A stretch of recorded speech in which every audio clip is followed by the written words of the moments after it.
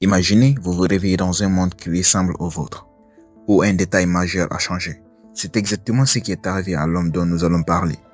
J'ai mis la main sur un événement troublant, que la plupart des médias ont ignoré. Ne bouge pas, car on plonge dans le dossier le plus étrange de l'année. C'est parti. Juillet 1954, aéroport de Tokyo.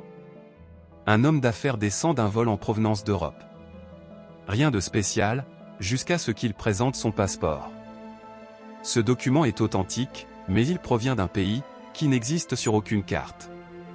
Qui était cet homme? Et comment a-t-il pu disparaître d'une chambre d'hôtel surveillée au 15e étage sans laisser de traces? Aujourd'hui, on explore le mystère de l'homme de Torde.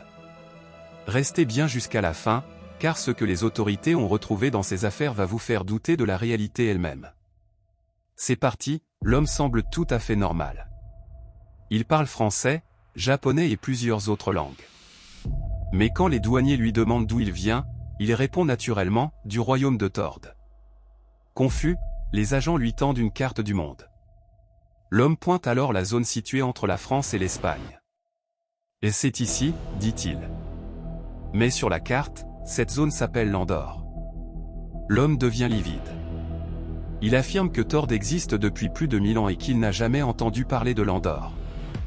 Pour les autorités japonaises, c'est soit un fou, soit un espion très bien préparé.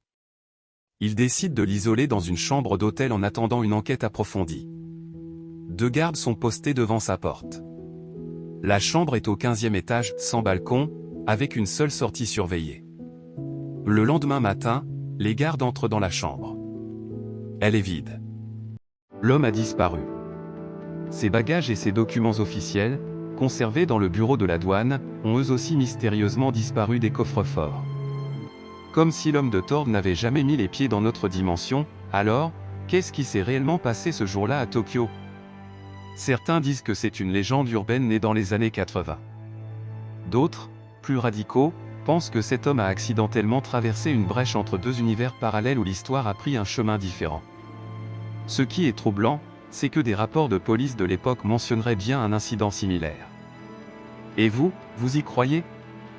Est-ce qu'on peut glisser d'une dimension à une autre sans s'en rendre compte? Merci d'être resté jusqu'au bout. C'était une vidéo intense à préparer.